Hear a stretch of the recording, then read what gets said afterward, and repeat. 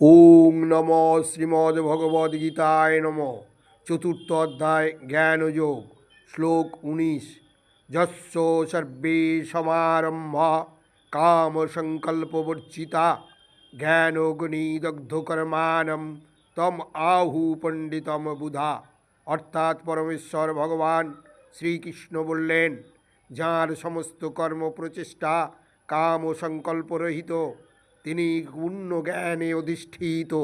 জ্ঞানীগণ বলেন যে তাঁর সমস্ত কর্মের প্রতিক্রিয়া পরিশুদ্ধ জ্ঞানাগ্নি দ্বারা দগ্ধ হয়েছে।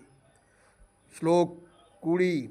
তক্তা কর্ম ফলাসঙ্গম নিত্য তৃপ্ত নিরাশ্রয় কর্মণি অভিপ্রবৃত্ত অপি ন এব কিঞ্চিতি করতি স।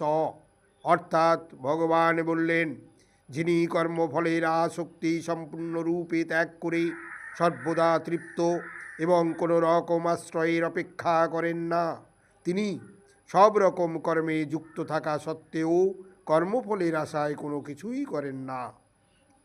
ওম ভূর্ভুবস্সুঃ তৎসবিতুর্বরেণ্যং ভর্গো দেবস্য